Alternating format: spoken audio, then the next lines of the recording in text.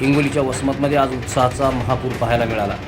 भारतीय जनता पार्टीत अधिकृत प्रवेश केल्यानंतर आतिश भैया दांडेगावकर यांचे वसमत शहरामध्ये जंगी स्वागत करण्यात आले।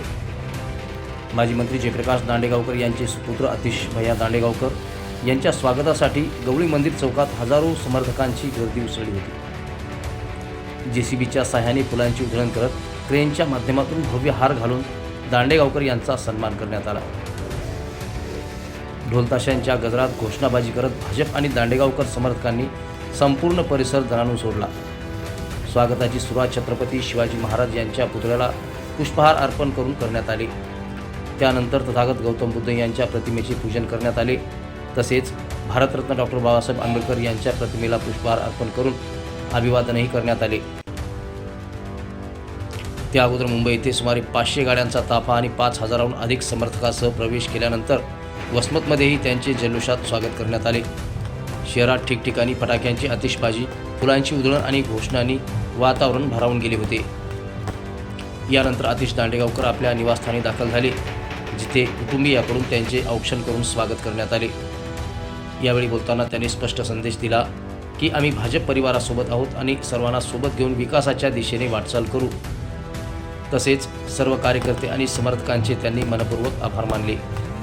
या भव्य स्वागत सोहळ्यानंतर वसमतमध्ये भाजप कार्यकर्त्यांमध्ये नवचैतन्य निर्माण झाल्याची चर्चा रंगली आहे। दांडेगावकर समर्थक आणि भाजप परिवार यांना या प्रवेशामुळे नवी राजकीय संजीवनी मिळणार असे चित्र सध्या तरी दिसत आहे। कार्यकर्त्यांचा एवढा मोठा प्रचंड उत्साह की एका मोठ्या जबाबदारीची जाणीव करून देणारा आहे आणि त्यांच्या या विश्वासाला मी कधीही तडा जाऊ देणार नाही अशी मी इथं ग्वाही देतो। पुढची वाटचाल काय असणार आहे? आता सर्वांना घेऊन सोबत पुढे जायचं आहे।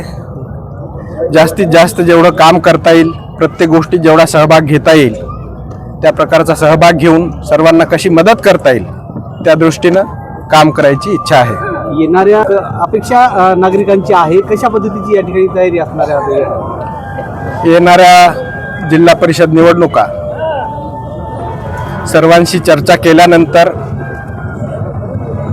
जास्तीत जास्त कशा जागा निवडून येतील या गोष्टीवर आम्ही भर देणार आहोत। लवकरच या अनुषंगाने कार्यकर्त्यांची एक या नवीन आणि जुन्या टीमची मिळून आता आम्ही दोन्ही एक झालेलो आहोत। या सर्वांना एकत्र घेऊन एकत्र बसून आम्ही सगळेजण चर्चा करणार आहोत आणि पुढची दिशा आम्ही ठरवणार आहोत। पक्षवाढीसाठी काय नवीन भूमिका असेल? पक्षवाढीसाठी आमची भूमिका हीच असेल, 1 यूथ 10 बूथ। प्रत्येक बूथ कसा मजबूत करता येईल, प्रत्येक बूथवर बूथ वाईज कशा नेमणुका करता येतील, कसे कार्यकर्ते तिथं जास्तीत जास्त जोडता येतील आणि त्यानंतर पक्षाच्या वाढीसाठी अजून काही प्रकारचे कार्यक्रम घेऊन त्याला अधिक बळ कसं देता येईल यावर आम्ही लक्ष केंद्रित करणार आहोत। पक्षप्रवेश झाल्यावर प्रदेशाध्यक्षांनी आपल्याला काय शब्द दिले, काय काय अभिप्राय काय सांगितले? तुम्ही सगळ्यांनी पक्षप्रवेशाचं कार्यक्रम नक्कीच बघितला असेल। खूप छान कार्यक्रम पार पडला, त्यातून तुम्हाला योग्य तो मेसेज मिळाला असेल अशी मी इथं अपेक्षा व्यक्त करतो। ती भेट याच दृष्टीने होती की ठरल्याप्रमाणे पक्षप्रवेश झालेला आहे आणि कशा प्रकारे पक्षप्रवेश झाला याची त्यांना थोडीशी माहिती दिली असता त्यांनीच प्रत्युत्तर दिलं की मी पूर्ण रिपोर्ट। आरोप होतोय की स्थानिक स्वराज्य संस्थांच्या निवडणुकीच्या तोंडावर आपण पक्षप्रवेश केलेला आहे, काय सांगणार आहे? नाही, असं काही नाही। माझ्या जुन्या कार्यकर्त्यांशी वेळोवेळी वेगवेगळ्या बैठका घेऊन चर्चा करून त्यानंतरच हा निर्णय आम्ही घेतलेला आहे।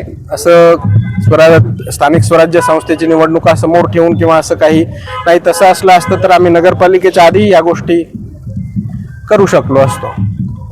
Okay, thank you. वसमतमध्ये एवढं भव्य स्वागत त्यांचं करण्यात आलेलं आहे। आज आपण बघितलं असेल की भारतीय जनता पार्टी हा एकच पक्ष आहे, तो सर्वांना घेऊन चालणारा आहे। सबका साथ, सबका विकास, सबका विश्वास हे आम्ही तत्व बाळगलेलं आहे आणि त्यानुसार येणाऱ्या काळामध्ये विकास जर आपल्याला पाहिजे असेल तर भारतीय जनता पक्षाशिवाय दुसरा पर्याय नाही, हे जनतेला कळून चुकलेलं आहे. का हा एकच पक्ष असा आहे की यामध्ये राष्ट्रहित जपलं जातं. पहिलं उद्दिष्ट असतं राष्ट्रहित, त्याच्यानंतर तळागाळातील लोकांना जर न्याय द्यायचा असेल तर भारतीय जनता पार्टी नवीन लोकांना आल्यानंतर नवीन आणि जुनं काहीच राहणार नाही, सर्वांना सारखीच वागणूक मिळेल, हे भारतीय जनता पार्टीचं तत्व आहे. आणि त्यानुसार आतिश भैया भारतीय जनता पार्टीमध्ये जे प्रवेश केलेला आहे त्याबद्दल मी आमच्या भारतीय जनता पार्टीतर्फे आणि सर्व कार्यकर्त्यांचं, जे 3-4 हजार कार्यकर्ते काल परवा मुंबईमध्ये त्यांनी प्रवेश केलेला आहे, त्या सर्वांचं मी इथं स्वागत करतो. आणि येणाऱ्या काळामध्ये नक्कीच भारतीय जनता पार्टी यांना बळ मिळेल अशी अपेक्षा करतो आणि थांबतो. चलो.